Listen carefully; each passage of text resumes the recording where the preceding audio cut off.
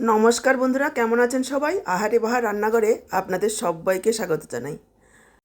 আজকে একটা নিরামিষ সবজি আপনাদের সাথে শেয়ার করব।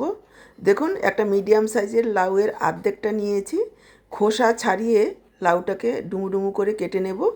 আজকের এই নিরামিষ রেসিপিটা দেখে যদি আপনাদের ভালো লাগে, একটা লাইক করে ভিডিওটাকে শেয়ার করে দেবেন। আর ইউটিউব থেকে যদি নতুন দেখছেন, এরকমই ঘরোয়া রেসিপিগুলো পাওয়ার জন্য চ্যানেলটাকে সাবস্ক্রাইব করবেন। আর যদি সাবস্ক্রাইব করে থাকেন, অসংখ্য ধন্যবাদ। সপ্তাহে প্রতিদিন মাছ মাংস খেতে ভালো লাগে না। তাছাড়াও অনেকেই শনিবার, মঙ্গলবার, বৃহস্পতিবার বা রবিবার নিরামিষ খান। নিরামিষ দিনে যদি এই রান্নাটা করে নেওয়া যায়, আর কোনো রকম চিন্তা করতে হবে না। ভাত, রুটি সব কিছুর সাথেই খেতে ভীষণই ভালো লাগবে। অর্ধেকটা লাউ আমি এইভাবে কিউব করে কেটে নিয়েছি। আর এদিকে দেখুন, নিয়েছি 100 গ্রাম সয়াবিন। গ্যাস অন করে কড়াই বসিয়ে দিয়েছি, আর এর মধ্যে দিয়ে দিয়েছি সয়াবিনগুলোকে। 4 থেকে 5 মিনিট সয়াবিনগুলোকে একটু সেদ্ধ করে নেব। দেখুন, প্রায় 4-5 মিনিট মিডিয়াম ফ্লেমে সেদ্ধ করে নিয়েছি। এবার সয়াবিনগুলোকে তুলে নিচ্ছি।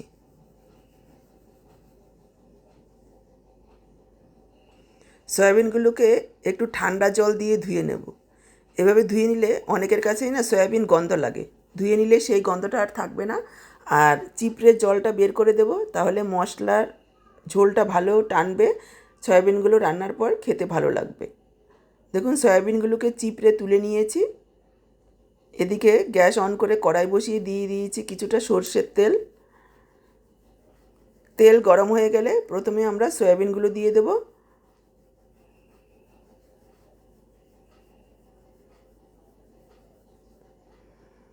দিয়ে দিচ্ছি পরিমাণ মতো একটু লবণ,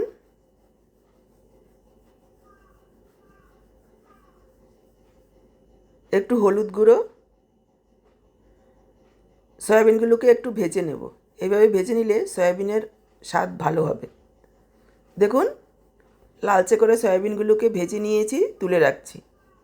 কড়াইতে আরও একটু তেল দিয়ে দিলাম। দিয়ে দিচ্ছি কেটে রাখা লাউ, সামান্য একটু হলুদ। এবার লাউগুলোকে একটু ভেজে নেব। এখানে লবণ দেব না লাউয়ের মধ্যে, আর ঢাকাও দেব না, তাহলে লাউ জল ছেড়ে দেবে, লাউগুলো ভাজা হবে না। এভাবে একটু ভেজে নেব, তাহলে খেতে ভালো লাগবে। দেখুন, প্রায় 2-3 মিনিট ভেজে নিয়েছি হাই ফ্লেমে। এবার লাউগুলোকে তুলে রাখছি। লাউ তুলে নিয়ে ওই তেলের মধ্যে দিয়ে দিলাম একটা আলু, সামান্য পরিমাণে একটু লবণ। এবার আলুগুলোকেও একটু লালচে করে ভেজে নিচ্ছি।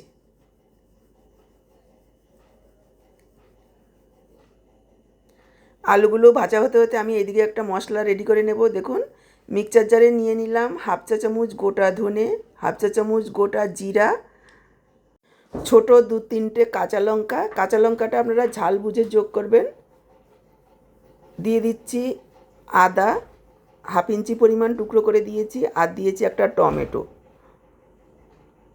এবার দেখুন, এই রকম একটা মিহি পেস্ট বানিয়ে নিয়েছি। আর এদিকে আলুগুলো খুব সুন্দরভাবে ভাজা হয়ে গেছে। এবার আলুগুলোকেও ছেঁকে তুলে রাখছি।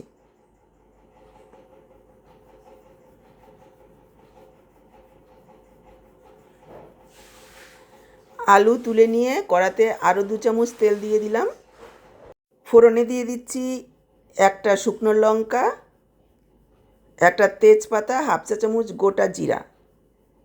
লো ফ্লেমে কয়েক সেকেন্ড ভেজে নেব। তারপর পেস্ট করে রাখা মশলাটা দিয়ে দিলাম। মশলার জার ধুয়ে অল্প জল। এবার মশলাটাকে খুব ভালোভাবে কষিয়ে নেব, যাতে টমেটোর কোনো রকম কাঁচা গন্ধ না থাকে। এখানে ভালোভাবে মশলাটা কষিয়ে নিলে টেস্ট ভালো আসবে। এবার দিয়ে দিলাম পরিমাণ মতো লবণ, ছোট 1 চা চামচ চিনি, একটু মিষ্টি দিলে খেতে ভালো লাগবে। 1/2 চা চামচ হলুদ গুঁড়ো, 1/2 চা চামচ কাশ্মীরি লাল লঙ্কার গুঁড়ো। কাশ্মীরি লাল লঙ্কার গুঁড়োটা অপশনাল, আপনারা চাইলে নাও দিতে পারেন। আর দিয়ে দিচ্ছি 1/4 চামচ হিং। হিং নিরামিষ তরকারিতে দিলে টেস্টটা খুব ভালো আসে। এবার পুরো মশলাটাকে খুব ভালোভাবে কষিয়ে নিতে হবে প্রায় 2-3 মিনিট সময় নিয়ে।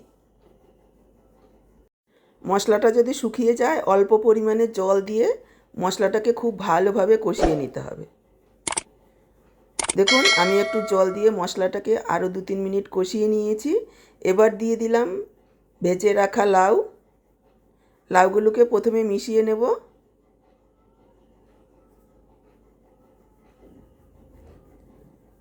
তারপর দিয়ে দিচ্ছি ভেজে রাখা সয়াবিন। সব কিছু একসঙ্গে মশলার সাথে আরও 2 মিনিট কষিয়ে নেব। দেখুন 2 মিনিট কষিয়ে নিয়েছি। এবার দিয়ে দেব জল। এটা একটু ঝোল ঝোল হবে, আপনারা যেমন ঝোল রাখতে চান সেই পরিমাণে দিয়ে দিতে হবে। তবে মনে রাখবেন সয়াবিন কিন্তু অনেকটাই জল টেনে নেবে।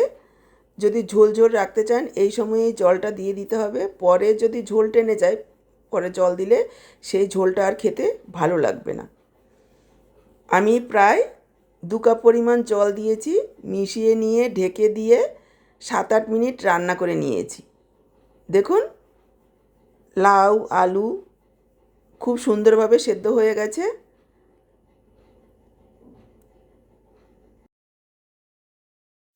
দিয়ে দিচ্ছি হাফ চা চামচ পরিমাণ গরম মশলার গুঁড়ো আর একটু ধনেপাতা কুচি।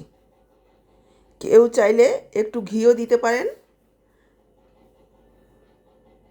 এবার সব কিছু মিশিয়ে নিয়ে গ্যাসটাকে অফ করে দেব আর ঢেকে রেখে দেব 5 মিনিট, যাতে সব কিছু খুব সুন্দরভাবে সেট হয়ে যায়। 5 মিনিট ঢেকে রাখার পর দেখুন একদম তৈরি দারুণ স্বাদের নিরামিষ তরকারি। ভাত রুটি লুচি পরোটা যা দিয়েই খাবেন না কেন ভীষণই ভালো লাগবে। আমার তো ভীষণই ভালো লাগছে। ভিডিওটা দেখে আপনাদের কেমন লাগলো কমেন্টে অবশ্যই জানাবেন। ভালো লাগলে একটা লাইক করবেন। আর ইউটিউব থেকে নতুন দেখলে এই রকমই ঘরোয়া দারুণ টেস্টি রেসিপিগুলো পাওয়ার জন্য চ্যানেলটাকে সাবস্ক্রাইব করবেন। আর ফেসবুক পেজ থেকে দেখে থাকলে পেজটাকে ফলো করবেন। আর যারা সাবস্ক্রাইব ফলো করে রেখেছেন তাদের অসংখ্য অসংখ্য ধন্যবাদ। তাহলে আজকে এখানেই বিদায় নিচ্ছি। আবার দেখা হবে নতুন কোনো রেসিপির সাথে। সবাই ভালো থাকুন, সুস্থ থাকুন।